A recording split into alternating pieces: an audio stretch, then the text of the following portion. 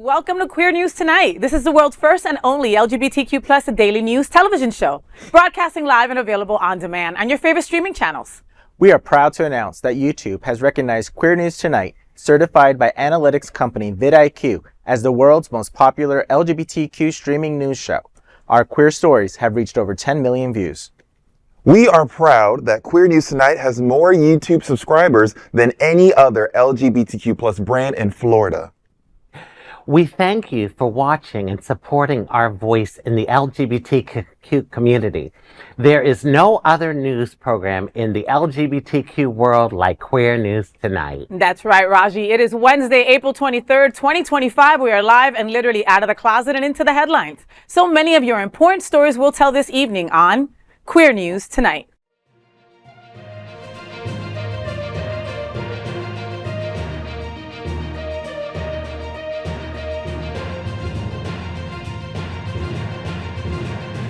You're watching Queer News Tonight, the world's first daily LGBTQ evening news show. Welcome to the world's most important LGBTQ evening news show. Hotspots Magazine, Happening Out Television Network, is a nonprofit 501c3 media company in the same model of PBS and NPR, but designed for the LGBTQ community. Our nonprofit mission is to support the 11 pillars of our LGBTQ plus community. We want to inform and educate the key issues of lesbian, trans, Latino, Black, healthcare, seniors, students, faith, social justice, business, and queer culture. Help us support our diverse community. We are part of one of the largest LGBTQ nonprofit media companies in America, Hotspots Magazine and Happening Out Television Network. In 2025, our magazine is celebrating 40 years of the LGBTQ experience, and Queer News Tonight is celebrating our 5th anniversary with more than 10,000 LGBTQ television stories. We will produce the 25th anniversary of our Stonewall Pride Parade and Festival on June 14th. We present Pride Fest in August and Pride Fort Lauderdale in February. Our magazine, events, television news, talk, and entertainment shows support our mission to educate the LGBTQ and broader community. In 2025, more than 100 community leader anchors will host this show to support the LGBTQ plus community. Let's meet today's anchors at Queer News Tonight. Let's welcome anchor Jason Nunez. Jason Nunez is a trailblazing leader, passionate entrepreneur, and fierce advocate. He is fierce. He is president and CEO of the Greater Fort Lauderdale LGBT Chamber of Commerce, and as a third-generation minority Air Force veteran, he has served at the Pentagon, White House, State Department, and Department of Labor. Jason, so the Greater Fort Lauderdale LGBT Chamber leads Small Biz Month from May 1st. Moving forward, tell me what's happening.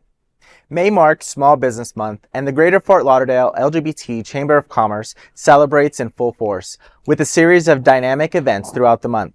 The Chamber is spotlighting LGBT-owned small businesses and fostering community-wide economic growth. Kicking off May 1st with a powerful breakfast panel on advertising strategies, the Chamber follows up with events like on May 5th, a session on maximizing your member benefits. On May 14th, Lunch and Learn focused on email productivity, and a stylish May 20th networking cruise aboard the Water Taxi Fort Lauderdale. These events are open to local LGBT entrepreneurs and allies looking to learn, connect, and grow. For more details, visit gofortlauderdale.com. So May 1st and Small Business Month is so critical for the Chamber. It's so critical for all of us because this is an opportunity where we shop local. Like, let corporate America do their thing, but shop local. Shop the mom and pop shops. Go to your local stylist, your local restaurants. Dining out. Broward for Life is coming up as well. So really excited to lead this effort with the Chamber and really highlight our members and highlight future members. So this is an opportunity to network with other small businesses, see what's working, see what's not working. You know, coming to these mixers, it's not only about, you know, the food and getting on a boat in May. It's really about what are you doing in your business that I could do in mine? Or here's where I failed, maybe it works for you. So those opportunities are really what we're looking for in May. In our community, we really need that. You know, it's like an uplifting type of event. And with small business, oh my God, it speaks volumes Right. when we pour into our small businesses because, it's so corporate driven here in America, so. Yeah. And, we can't not say how everything is super expensive, right? Yeah. And I love when LGBTQ BIPOC folks want to open up a new business, right? We want that. We welcome that. But many people do it without any business experience to have. And it's just because of the passion and the love. And sometimes it's not enough, Right. There are 2 businesses, LGBTQ owned, that I'm going to pass the information over to you. I've already told them how important it is to be part of the chamber because of this. Like you said, how can I help you, right? And then how can you help me? Maybe we do a brunch at your place and then we do another one at mine. I mean, that is how you get people to come to your small businesses. We want more people to open up on the drive. Yes, we do. But it's not an easy thing to do, by no means. There's power in unity. When I first got out of high school, I worked for a Korean jewelry business, and I saw how the Korean community really sticks together and they help to uplift one another with their businesses. And so really, and you see it in other communities too. So we definitely need that. We need to continue to unify it. It's power and unity. Yeah. And as an avid shopper, I love the local business. I love that you can walk into an institution and the owner of the establishment is right there to greet you and make you feel special. And sometimes throw you a discount if you're a regular shopper. Make sure y'all regularly go to these local businesses. Wilton Collective. When I tell you they know me by name at this point, I get a lot of my drag stuff there, and I tell some of my sisters, go and get your little shiny piece from over here. It's really nice. Please shop local. Let's support the local businesses. Businesses support each other, but as a customer, as we all are here and those watching in the comments below, make sure you support the local businesses because we want to keep it vibrant. Yes. We want to keep it fruitful and fruity.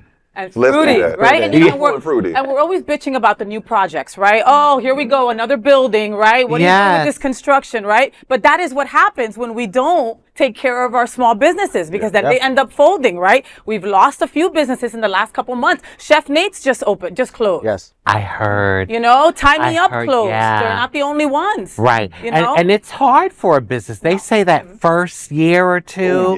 Oh my God. It's really difficult. Well, TJ's always knows they have my support. I've always had TJ's Thai and sushi. So through my eating, spending money too, but I support them. Rajee says go out and eat, baby. That is the big LGBTQ story for today. There is no other queer nonprofit media platform like this in the entire world. Support our LGBTQ stories by subscribing and sharing. And Queer News Tonight looks forward to seeing you at Fort Lauderdale LGBT Chamber Small Biz Month from May 1st. Let's welcome my bitchy sister. She's Anchor Bodybuilder. She's the premier South Florida bodybuilding drag queen and the forever reigning Mixed Mary's Wilton Manors. Once they gave her the crown, they were like, there can be no other, right? So Bonnie, Broadway comes alive in Fort Lauderdale with GMCSF Tropical Wave on May 17th. Tell me what's happening. So here's the tea. Tropical Wave, the celebrated vocal ensemble of the Gay Men's Chorus of South Florida, will light up Fort Lauderdale with Simply Sondheim on May 17th. This special concert pays tribute to the legendary Broadway composer Stephen Sondheim, featuring timeless numbers from Company, Sunday in the Park with George, Sweeney Todd, and more. The event will take place at the United Church of Christ from 7 to 9 p.m. under the direction of assistant conductor Anthony Cabrera and accompanied by Darren Matias. The 20-member ensemble promises an evening of musical brilliance, emotion, and wit. Backed by the Seminole Hard Rock Hotel and Casino Hollywood and the Westin Fort Lauderdale Beach Resort, this unforgettable performance comes at just $20 at the door. With Broadway magic and heartfelt harmonies, Simply Sondheim offers theater lovers a night to remember. For details, visit gmcsf.org.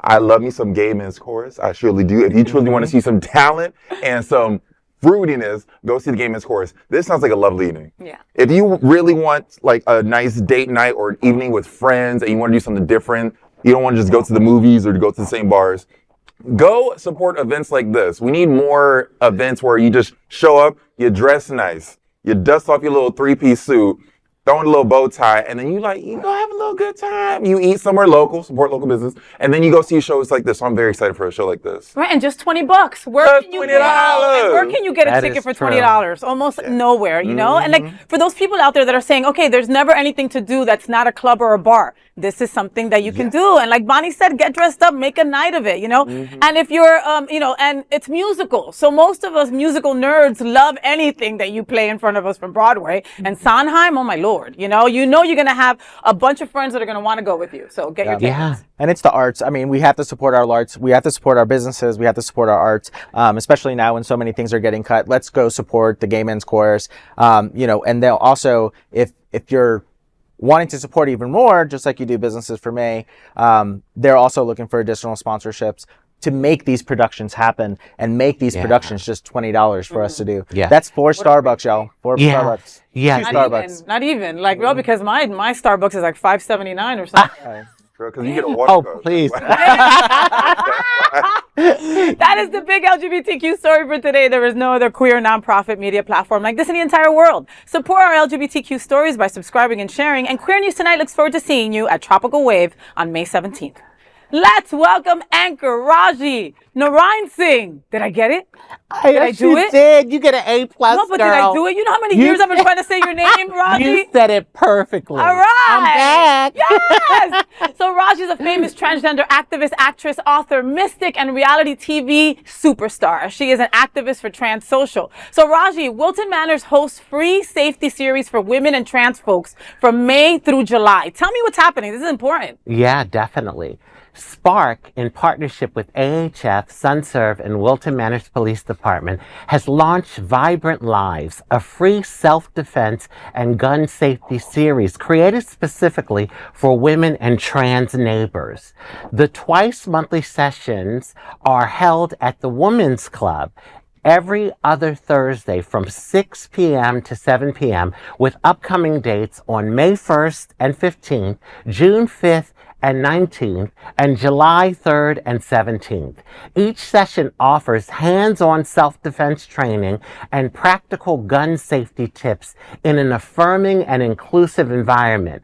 Beyond safety, attendees can enjoy complimentary snacks, drinks, and positive community vibes, courtesy of AHF Spark. The program aims to empower participants while fostering connection and support. Seating is free but limited, and participants are encouraged to register early at sunserve.org/vibrant.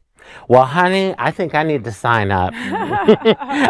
Because I don't think these are going to protect me all the time. I've knocked a few people out here and there with them, but maybe I need some skilled training, okay? I love it. But I can actually see people bounce right off those. Oh, so, listen, I think it might be helpful. I got to tell you, my mom came down to visit a couple years ago, and you know, my kitchen isn't that big, and when she comes, she rules the kitchen. So I tried to go and she was cooking, and I tried to walk past her and I knocked her. She looked at me, she says, Lord, you're going to kill me with those. I'm like, your mama.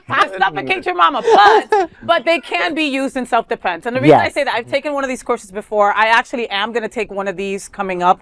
You know, aside from me wanting to kick somebody's ass on a daily basis, right? And this helping me, you know, make sure I can do that. But I mean, you know, they teach you how to use what you have, right? And I think Jason could probably talk a little bit more about this, you know, like, you know, power, you know, there's points in the body that you can hit. Use your keys, know where the carotid is, grab your heel, like how to be able to deal with certain situations, you know? I mean, it's not news to anybody that trans folks are under attack. LGBTQ plus people are under attack, right?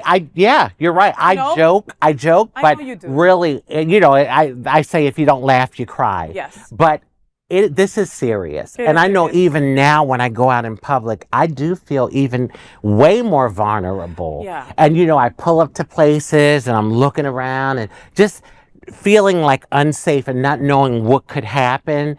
So this program is really good because at least maybe with the tools, you feel a little more confident. Yeah, And- no, of course. And the reality is that many LGBTQ plus people do not feel safe in straight places right now since that certain gentleman got into office, right? So why not be able to protect yourself, you know? Yeah, I mean, Kids? and it's a safety course, so repetition is key. So that way when you actually faced with the situation to the point of military training, we do things over and over and over again. And it's because repetition gives you those quick instincts to where, God forbid, something happens to you. You don't freeze. You don't freeze. You can just react. And these courses are going to be critical for that. Attend one, attend both, attend all 6 of them. I mean, repetition is key. So this is a great course. Well, Bonnie, so you're a trainer by trade and by daytime, you know, they're offering a way for you to be able to protect yourself, right? And they're also saying, you know, a gun course also, you know, in Florida where Ron DeSantis wants to let anybody carry a gun, you know, like this is even more important. How does this wash over you, Bon? Well, I'm an Army brat, so I was raised with a gun in the house. I understand gun safety myself. I'm all about protecting yourself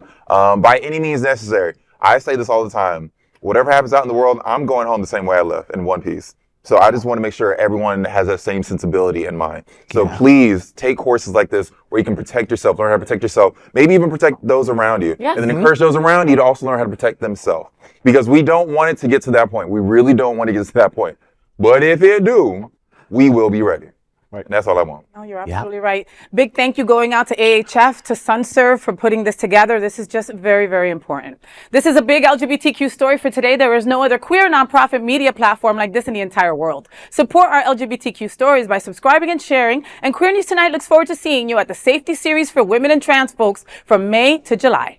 And of course, let's welcome tonight's lead anchor, FayWhat. She is a legendary event host, a television and radio personality, and the host of Hotspots Happening Out, the FayWhat Show.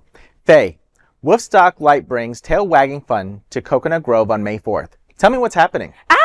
All you pet lovers, all you pup lovers, get ready to positively joyful Sunday as Woofstock Lite barks at the Barnacle takes over the Barnacle Historic State Park on May 4th from 11 a.m. to 4 p.m. This dog-friendly celebration invites pups and their humans for a fun-filled day supporting Paw Patrol, Animal Rescue, and Sanctuary. Expect high-energy action with happy dogs and dogs lure course and off-leash excitement at the Dog from Ipanema play zone, splash in the kiddie pools, and have a relaxing time with your dog at Doga.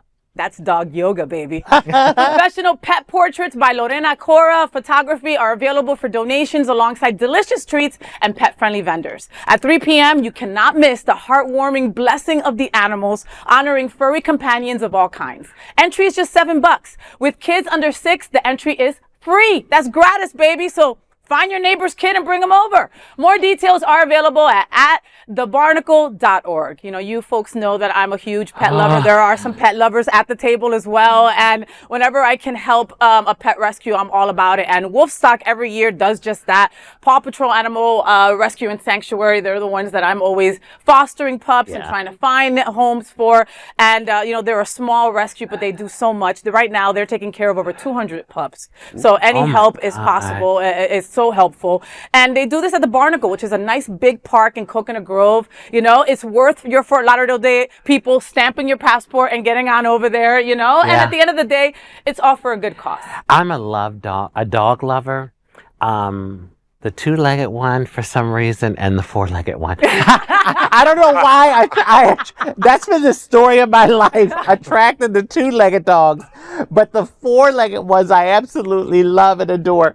And well, some of the 2-legged ones, but yeah. And so you know, they really become family. Mm-hmm. You know, it's amazing the connection that we human beings have with dogs. Yeah. I absolutely love dogs. Yeah. And they always know what you're going through. Yes. Right? Like they always know. It doesn't matter if you're sick, if you're depressed, if you're going through a breakup, like for whatever reason, they will be right next to you. And you're like, why are you so attached to me? They always freaking know. Oh, for sure. Yeah, my husband and I have 2 dogs, Atlas and Aspen, a Shih Tzu and a Yorkie. They call me Brown Daddy. They call him White Daddy. Your dogs talk. That's so cute. Yeah. We dress them. They have more clothes than we do. Wow. More toys than we have furniture. And the spa treatments. Oh my God. But it's true that they literally know who you are, and they do become your kids. when I leave to work, or when Jacob leaves to work, they'll literally sit by the door and be like, okay, 5, 4, 3, he's going to work, he's not coming back. And then they'll come and look out the window for him. And then they'll go to the next window and watch him keep going. And then they'll come back to the couch with me. So, I mean, it's fun. They really do know who you are, and anything to support dogs, I think, for four-legged humans are much better in people's lives than some two-legged humans. So I agree with you there. But yeah, so definitely come support. $7, less than a Starbucks. This event is not a hard sell. It's dogs in the park. It's not. Yeah. It's gonna fall very soon. Quickly already. My family, we lost our last dog just last year. Little baby Mia, who passed away from old age, which is honestly the best way for a dog to go. Of course. She lived a very long, fabulous life.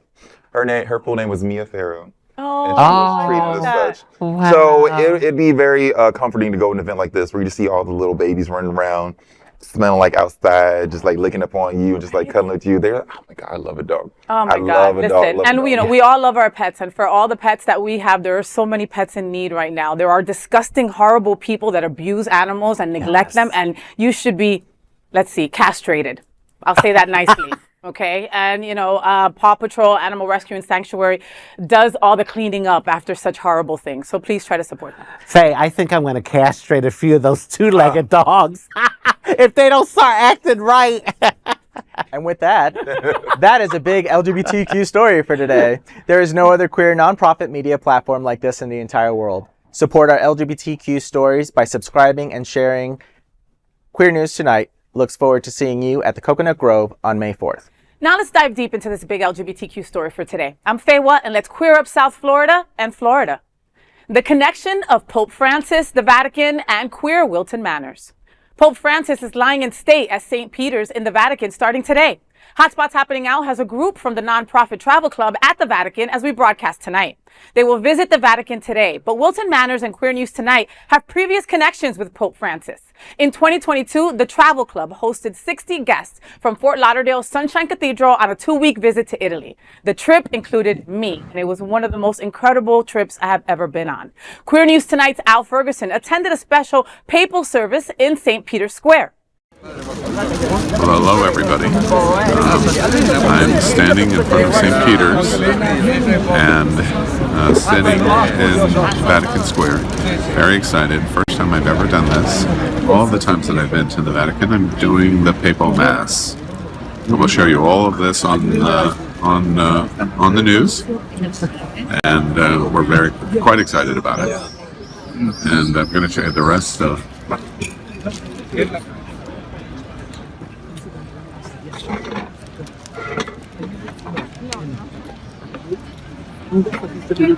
Yes, where do you want to see?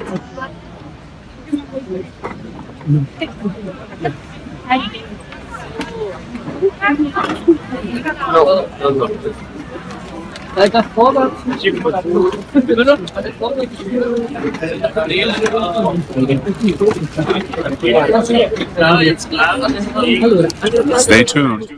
The event was spurred by the special request of the Vatican to host the LGBTQ group from Wilton Manors. Al Ferguson had special front row seating for the Mass in the square and then into St. Peter's Cathedral for a special prayer led by Pope Francis.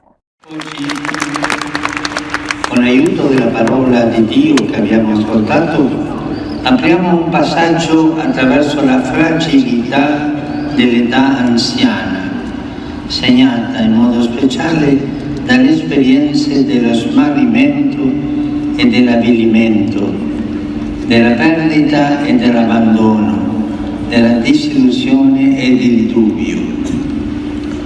Naturalmente le esperienze della nostra fragilità di fronte alle situazioni drammatiche e talora tragiche della vita possono accadere in ogni tempo dell'esistenza.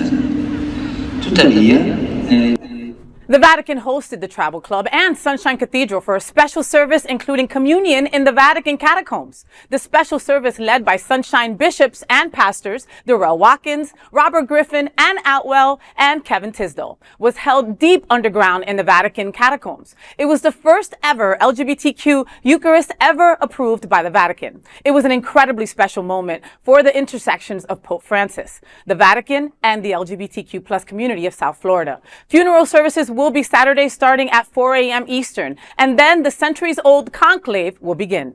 Vatican experts predict these next days will be incredibly important to the American and the world's LGBTQ community. The Vatican conclave will likely focus on Cardinal Luis Antonio Tego, a Filipino cardinal who is considered a liberal candidate for the papacy. He's been dubbed the Asian Francis for his left-leaning views and is known for his social justice message, particularly his support for marginalized groups, including LGBTQ+. He would be the first pope from Asia. There are two Italian cardinals that are also considered moderates in contention. But disturbingly, another leading contender is Cardinal Peter Erdo of Hungary, who is a prominent and widely discussed conservative candidate for the papacy. He is very conservative on family matters, immigration, and is a close personal friend of very anti-Hungarian President Viktor Orban. Hungary has just banned any public LGBTQ events in the nation and was supported by Archbishop Erdo. The events of 2022 for the South Florida LGBTQ plus community visit to Rome and approved by the Vatican were truly historic, and we remember the incredible legacy for the LGBTQ community from Pope Francis. You know, I was on this trip, like I mentioned, and I'm telling you, like, I've been to many places, and this was one of the most incredible experiences ever, you know, and I truly appreciate the Happening Out Travel Club for putting it together those years ago, right? Because I don't think I would have ever gone on my own, Yes. right? I wasn't raised Catholic. My wife is a recovering Catholic, you know, so she's super scared of those kind of things. They really trigger her, you know, and when we had this opportunity to go into the Sistine Chapel, to go into the Vatican, we had to do it because it was once in a lifetime, right? Yes. But I'm so glad we did. And the catacombs as well. The catacombs, my wife initially had said, you know, I don't want to go. I just don't, you know. And then when she saw like the magnitude and how old this was and what it really meant, she goes, okay, you know, let's go. And I'm so glad that she agreed to, because it was a wonderful experience. God, how does all this wash over you? You know, let's talk about the new candidates that are possibly going to be in this office, how we feel about that, and where we are right now when it comes to Pope. As someone who wasn't raised Catholic as well, I'm just going to get my thoughts out the way. I have my thoughts on the Catholic faith, but I do have people who are very close to me who are still believers in the faith, so I'll be very respectful about this. With the Pope that just recently passed away, rest his soul, a lot of my queer friends were very excited for him. They were very happy that he had that position, that he was really speaking on issues that apparently had never been spoken on before. So that was really appreciated from me to him. So for Cardinal Tagle, is it? That is once again very exciting. For someone who is sort of like outside of the club, who has no desire to get in, I'm very excited that within that club that there's going to seemingly be another liberal person standing in those shoes who will continue the move forward of like equality for all, or at least respect for all. That's all I feel about Even it. if it's a possibility. Like, Even if it's a possibility. You know, I mean, let's think about this. Pope Francis was the first to bless our community. He was the first to tell people who am I to judge. He was the first one to talk to transgender folks that were serving, you know. I mean, he was the first in many. You know, that in my mind, I'm afraid that the next person will go and go, we went too far to that right. Let's go back this way. That's what I'm afraid of. That's afraid. And I am the same like you, Bonnie. The Catholic Church has a history that we won't get into, that I'm not very happy with, but I did love Pope Francis. And I loved him because of him being so humble. You could feel his humbleness, and also the fact that he acknowledged the LGBTQ community. So as us as a community, I would love to see the Asian one, not just because of them being liberal, but it would be nice to see someone of color be Pope. Yes, because I don't think that has ever happened. I could be wrong, but I don't think so. I don't think so. And so that would be also very monumental, I think. And this is my question. I don't know if you all heard of the movie Conclave. Yes. I haven't seen it yet, but my cousin told me it is something that's 2 hours long. I'm going to watch it. But I would like to be a fly on the wall, because I can just imagine the stuff that goes on behind the scenes. Think about it. They're all voting and one of them is going to become Pope. And the power that the Pope has in the world, because literally when you're chosen to be Pope, you go from a priest to almost something holy like Jesus, godly, exactly. And so I can just imagine, maybe they stay quiet about it, but I'm sure a lot of them want that position. Oh my God, of course. And they were mentioning today how I believe, maybe Jason, you can help me with this one. I think there's like 150 popes that are going to be voting, and you've got to be under 80, and there's only a certain amount, and they're all flying in right now to make this vote happen. You know, I mean, pins and needles, Rajee. I know. It's super interesting. So I'm a cradle Catholic, raised very Catholic, went to seminary, Catholic seminary, to become a Catholic priest. Shocker, not there. But I entered under Pope Benedict. So you want to talk about an extreme, which for me, growing up, Benedict was the Catholic church that I knew. Yeah. Catholics, holy, like... He's the one with the Prada shoes, right? The Prada shoes, okay. Yes. So then comes Pope Francis, and I see myself in him. Yeah. And I see that human connection. I would be very disappointed to see the church go backwards, just as much as I'm disappointed about this country going backwards. But I would be very disappointed to see the church go backwards, because the Roman Catholic Church, as conservative as it is, recognizes us, sees us. Yeah. There's a level of dignity and respect that comes with just acknowledging that's the LGBT community. And Pope Francis did that for us. And to be able to have another pope, whether it's one of the moderates or Cardinal Tagle, we can't be erased from that too. Yeah. Yes. We're not erased in this country. They're trying to. We're not erased in this country. Let's not a major faith group follow those steps that the country's taking. Also, on a note of how do you watching the movie Conclave? Have you seen it? I have seen it. Okay. Very good movie. Very good movie. Is it about a pope dying? No, it's about the conclave. It's about the election of a pope. So in the very beginning, a pope dies, but it's about the process of the election. So the secrets behind. With the black smoke and the white smoke. The black smoke, white smoke, papers with the needle and everything. Yes, definitely a movie, and it is very surprising. The reason I did not complete seminary. Personal story here. Because you're gay? Ask me later. Well, listen, that didn't stop a lot of the other Listen. True. He just outed you on television. Sorry, Jacob, I'm gay. Now my husband knows. Oh, no. Now my husband knows. But it was because of the power. It's a power. I was 23 years old, and I witnessed something in a local church that I was at where a priest gave direction, and the person followed that direction, and then it ended up harming them, and they were like, well, you told me to. Yeah. It was at that moment that I was like, 23 years old, I am not about that power right now. Yeah. Ask me now again, I'll do it. But it's going to be very interesting, and I hope the church doesn't go backwards. Pope Francis to me really was Jesus-like, because, I'm not particularly a Christian. My mother's Christian. We went to church growing up. My father was Hindu, and we went to temple with him. So I'm very open-minded when it comes to religion. I'm more spiritual. But what struck me with Pope Francis is that, okay, when you're Christian, aren't you trying to pattern your life after the life of Christ and be more Christ-like? And he went to the prisons. He went to the homeless people. Yes, he did. He stood and said, when they asked him about the LGBTQ community, who am I to judge?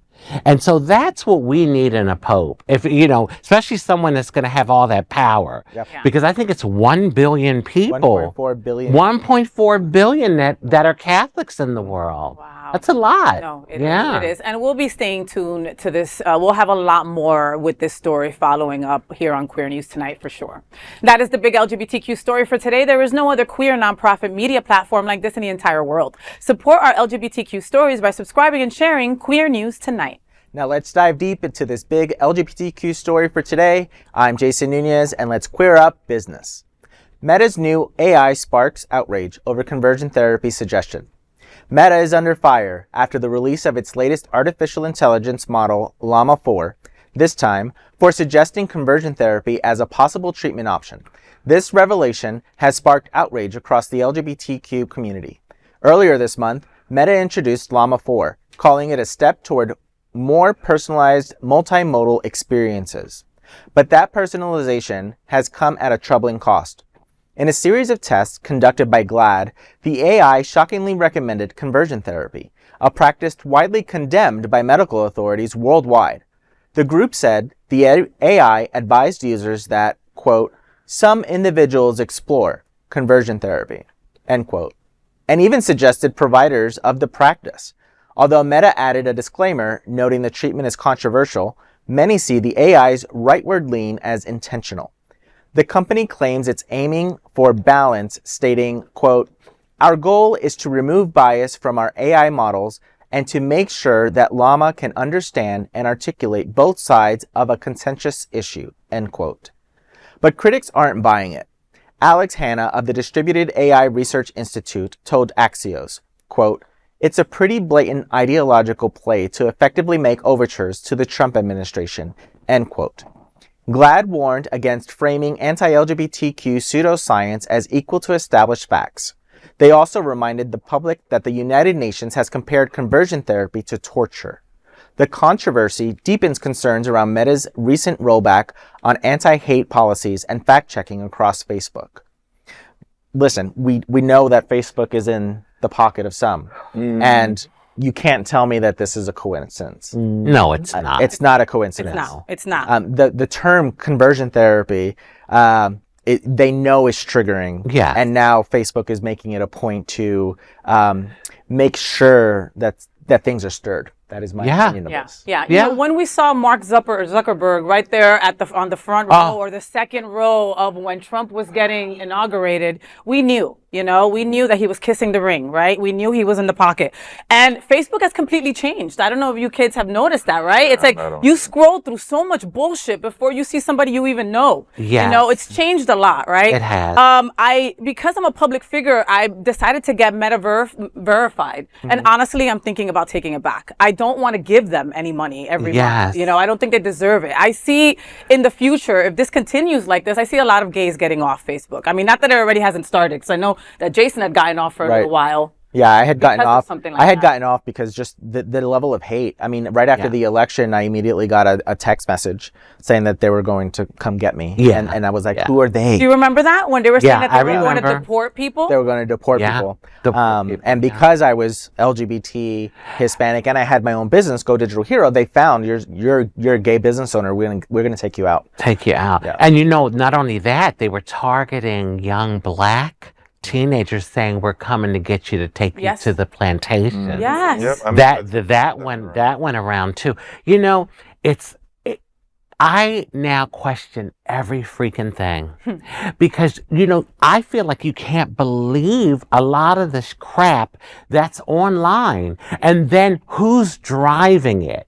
Because Facebook and Instagram are connected. And WhatsApp. They're all connected. They're all owned by that white WhatsApp, dude. They're all owned by it. So I have to be on social media because, you know, me being an activist and all, but I proceed with caution. I really do. And this BS about, we got rid of DEI to be more inclusive. The whole point, the whole reason why DEI was put in place is because of the hundreds of years of slavery, the almost 100 years of Jim Crow, and a systematic racist system. It's our country was built on it. Yeah. Slaves helped to build the White House. So, you know, it's entwined in the system. So that's the whole point.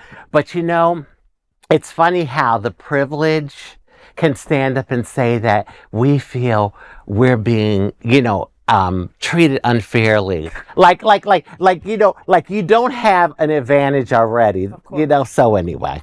So, let me get off my soapbox. I'm sorry. So for this story, looking directly into the camera, queer children, queer youth, queer people as a whole, please do not let situations like this deter you from making yourself known, making your voice heard. Situations like this, they're popping up sporadically and they are coming often. But remember, it's losers doing this. Like dorky, ugly losers. And I'm being very simplistic about this major situation. But if we bring it back to simplicity, they're all fucking losers. There's literally, when Rajee was talking about the young black people being told that we're being taken back to the plantation, I remember seeing those text messages going around on social media, literally saying, "Hey, you, and we're taking you back to where you belong," stuff like that. This is just another instance of that. They are manipulating AI, manipulating our technology to make us feel oppressed. And what you need to do is, after you're done watching this show, put your phone down, go outside, touch some grass. Feel the real world. The real world, your community appreciates you, loves you. They do not mind you. They are not disturbed by you. It's the technology. It's the phone. That's how they're getting to us. So once you do what you need to do with that little piece of technology in your pocket, put it down, talk to your family if you can. Talk to your close friends, talk to your loved ones, go outside, breathe in that fresh air for as long as you can, and just go touch some grass. Go outside, feel the love that's around you, feel that energy around you. Do not let this device on your phone fill you up with so much dread going on in the world. There's a lot of bad going on in the world, but there's also a lot of good going on in the world. Either way, put it all down and go outside. Bonnie, it's so funny you said that. The other day I was in Holiday Park in Victoria. I live in Victoria Park, but I was in Holiday Park and I actually saw this beautiful tree and I went and I hugged it. Aww. And because you could feel the energy. That tree must be like a couple 100 years old. It was humongous, with the thick trunk. Yeah. Oh, God. So it's funny. Then you got all these splinters on your titties. I had to get out of the park because the trade was like, look, there's some hoe on a tree. Let's get her. No, and Rajee's famous, so you see all kinds of people taking pictures. I'm like, what is Rajee doing hugging a tree? Is this cruising? Oh my goodness. Listen, I had to make a little bit of light of the situation because it's just a very difficult story, all right? And I will end the story by just saying that conversion therapy is torture. Conversion therapy is abuse. And if you think otherwise, please do your research and educate yourself on it. Mm-hmm. That is the big LGBTQ story for today. There is no other queer nonprofit media platform like this in the entire world. Support our LGBTQ stories by subscribing and sharing Queer News Tonight. Now let's dive deep into the big LGBTQ story for today. I'm Bonnie Builder, and let's clear up the USA View. Supreme Court leans toward parents in Mahmoud versus Taylor LGBTQ book case. The U.S. Supreme Court's conservative majority appeared sympathetic Tuesday to religious parents objecting to LGBTQ inclusive storybooks in Maryland's Montgomery County Public Schools. At the heart of Mahmoud versus Taylor is the question, should parents have the right to opt their children out of lessons featuring queer characters? Initially, parents were allowed to opt out when books about same-sex marriage and drag queens were introduced in 2022. But the district halted that policy in 2023. Citing concerns about isolating LGBTQ students and violating anti-discrimination laws.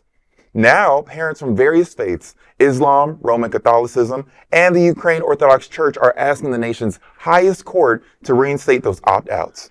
And during over 2 hours of oral arguments, the court's 6 conservative justices showed strong support. Justice Samuel Alito asks, quote, "What is the big deal about allowing them to opt out of this?" end quote. Chief Justice Roberts and Alito questioned the, quote, moral messaging of books like Uncle Bobby's Wedding, which features a same-sex couple. But liberal justices saw deeper concern. Justice Ketanji Brown Jackson warned that granting broad opt-out rights could prevent queer teachers from even mentioning their spouses, while Justice Sotomayor asked whether parents might soon object to books about magic, evolution, or even working women. A decision is expected by summer, and it could either narrowly favor religious parents in this case or set a sweeping precedent for public schools nationwide. Now, I brought up this anecdote a few times, and I'm going to bring it up again. When I was in grade school, not that long ago, when I was discovering my sexuality, I went to the library in the school and found a book that had the word gay on it, checked it out. A fellow student of mine caught me checking it out, and they're like, "Oh, are you taking this because you're in so-and-so's class?" I was like, "Yep, that is the only reason I'm taking this book. That is, I have a project due tomorrow." So I took that book out, took it home, I read it. It was a very, I don't want to use the word conservative, but it was a very simplistic book about what is gay, how is gay, biologically speaking, what is it politically. A very small book, just like what it is to be gay. And I found it so enticing because I had never understood what gay was before that moment. Now, another anecdote. When I was also in grade school, not that long ago, we were reading Huckleberry Finn. And I believe that's the correct book because that book has the N-word in it. Yep. And when my father found out, he wrote a very strongly worded letter, Jesus Christ, wrong show, letter to my teacher and expressed his discontent with that word. I don't remember what came of it afterwards because none of my business, but I've been in the midst of both sides of this. So as a queer student who was learning about being queer, we need those books in libraries. We need access to those books because that was a very healthy way for me to discover what is gay. True. It was in an educational setting, in a monitored setting where I could figure it out on my own. I wasn't groomed in any way. I didn't have anybody swaying me. No one making me feel bad or bullying me. It was me and this piece of educational material right in front of me. Now, I understand parents having issue with some books that are being exposed to your children. Have that conversation between you, your child, and the educator. Just having a whole sweeping precedent so that no one can do it is actually insane to me. My dad had issue with it, so he took it up directly with the person he had issue with, and I think that's the best way to handle it. And if another black student in my class if their parent had no issue with it, they shouldn't be punished for that, or they shouldn't have to receive consequence for that. So keep it between you, your child, and the educator. Having a grand precedent of what you want to have happen affecting the whole mass of the education system is absolutely ridiculous to me. Well, and again, reading a book doesn't make you gay. No. Hey, reading a book doesn't make you gay. And look, honestly, let them opt out. Your unvaccinated, uneducated kid is the one that's going to end up suffering at the end. All right? The rest of us know who we are. Yes. You know, that's the sad part about it. My little anecdote, okay? So in high school, sex ed was something that you had to have your mom sign off on, right? Yeah. You know, and of course, I forged my mom's name and sent it in, right? But like other people in my class had very strict parents, and their parents opted out to not. One of my closest friends in high school, right? Fast forward, she didn't know shit about sex or sex education. Who ended up pregnant by the end of the year? She did. Oh, see? You understand? Like, oh my God, yes. Who suffers? The children. The children. That's right. You know, when I hear stories like that, I can't help to think about my little queer self and what I went through growing up and the horrendous bullying, not only physical name callings, but also physical beatdowns. And, you know, I didn't grow up in a time where there was LGBTQ support groups. Right. What? Like, you just better suck it up and try to survive.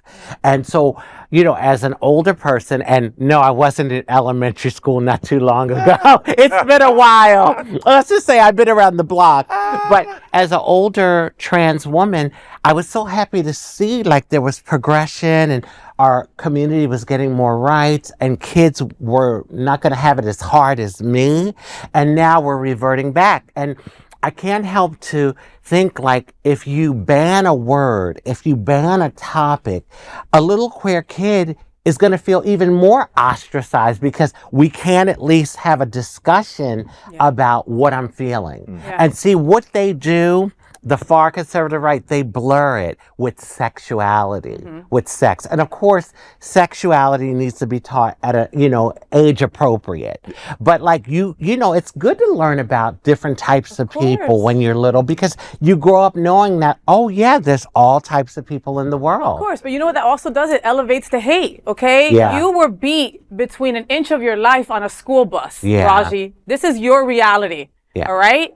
Those kids must have learned hate at home. Yeah. That's where you learn it. You do. You know? Yeah. And true. those kids, it turned into hating adults. Yeah. And this is what we're making. More of those adults that don't know how to deal with LGBTQ plus community, so they want to hate it. And especially those self-loathing ones who are queer themselves. Hello. I think the banning of the books is going to be, this court case is going to be very interesting because, you know, are we going to stop learning about birds and bees independently and what they do? Like magic, evolution, like the working woman. Yeah. What about Amelia Earhart? We're never going to know about that. Why? Because we're going to ban a book about a woman. It just gets very dangerous. And what's the old saying? Reading is fundamental. Just leave the damn thing in the library.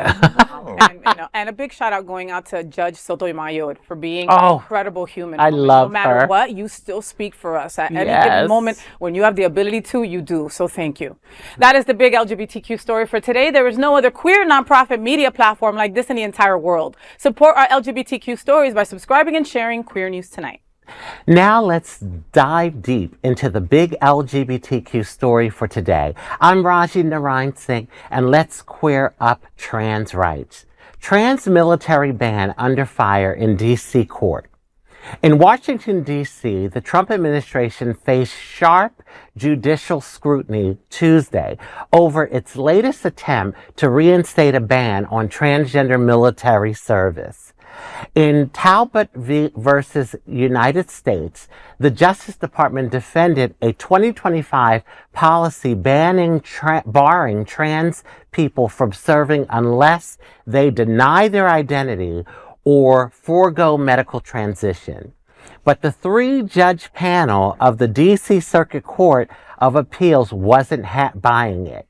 Judge Camelia Pillard brought out the contradictions, saying, quote, someone who has never been diagnosed with gender dysphoria but who has transitioned is explicitly banned. It's clearly banning all transgender persons, end quote. DOJ attorney Jason Manion insisted the ban is about deployability and medical fitness, not identity, on which Pillard shot back. Quote, your argument is that you can serve as a transgender person as long as you don't serve as a transgender person? Is that right? End quote. Even Judge Gregory Cassis, appointed by Trump, pushed back, asking, quote, what sense does it make to make it harder to stay in than to get in? Oh my God. Manion, a former aide to Senator Ted Cruz, repeatedly admitted he didn't know how the policy would be applied, including the veterans or reservists, and couldn't explain how the military would even identify trans service members. The plaintiff's attorney, Shannon Mentor of the National Center for Lesbian Rights, said, quote, last time around, they tried to claim there are transgender people who are fine serving in their birth sex, but that's not what's being transgender means. It's gaslighting. It's a pretense. It's a doge. The hearing followed a March district court session where Judge Anna Reyes, herself LGBTQ, accused the DOJ of quote unquote cherry picking and misquoting research, and ordered their attorneys to actually read the studies they were citing. The Trump administration has already lost a similar case in Washington state.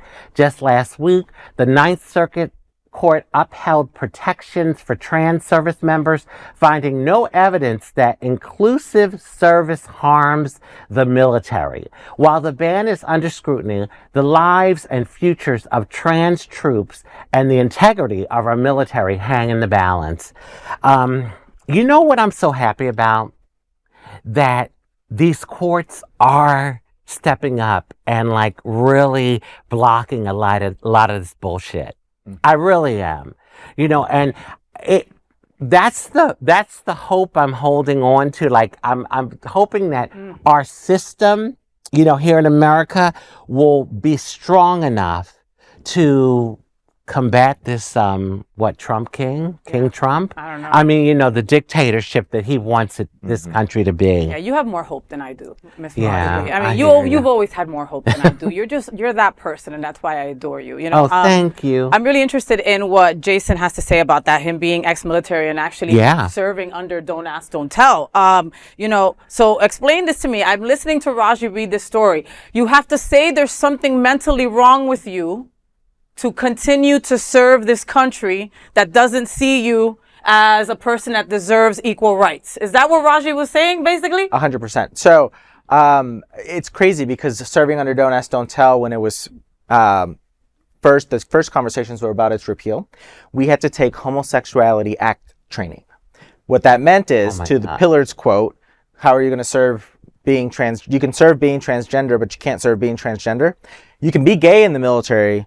We just can't catch you with a in a phallic thing phallic situation. or a situation. Okay. But then how are you your true and authentic self? I mean, that was kind of the trauma that I came out with after serving as Don't Tell. You weren't able to be yourself, but it's okay that you are. But it's kind of that double-edged sword. It's really crazy. They think that just because you're gay or lesbian, bi, trans in this case, that somehow you're not going to have my back. I'm not going to have your back. We're not going to complete the mission. And, we go through weeks of basic training. We go through weeks of tech school. We're a family. Like, there's a camaraderie within the military that no matter what happens, I don't care if I don't like you out of uniform. Like, while you're in uniform, we have a dedicated mission to the Constitution to protect and to serve everyone else in this country. You have a mission, and until that mission is complete, that's it. You're one unit, and that's it. Egos aside, personality aside, it's the mission. We are trained to do a mission. And so this whole thing about how it affects the lives and the futures of trans troops, it's true, and it's sad that we're here again. Because Don't Ask, Don't Tell was something similar in terms of banning troops. These are people who want to serve their country. These are people who want to lay down their life for the same people who are writing this bull crap.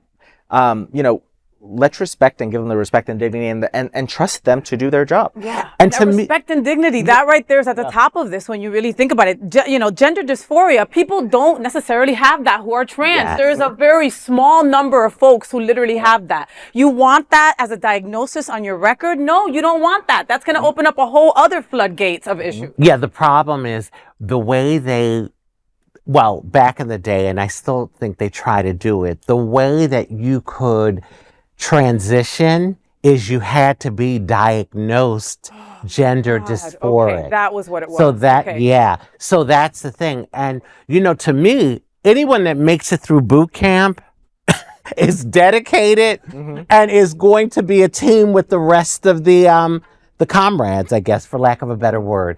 I said I wouldn't last one day in boot camp, and then I would have had to get up like at 3 a.m. to beautify, so I'd be ready for the thinking about. Right? No, but really, it's to me, if you get through that, and I think it's about integrity and a person's content of character. It doesn't matter if they're gay or straight. You're a soldier. Trans. It doesn't matter your gender. It really, literally doesn't matter what's between your legs. Correct. Yeah. Bonnie? Child. I don't care what you do or who you do, as long as you do it correctly. This has been an ongoing issue for longer than I've been alive, which ain't that long. But yeah, I understand. I have a general understanding of the plight that they go through being an Army brat myself. I almost said audition. I'm so gay. I almost joined the Navy. Was it? It was the Navy. I took the ASVAB test. I did really well. And the next step was basic training. And the night before I had to get on the bus, I was like, I'm just going to block the number of the recruiter because this is not for me.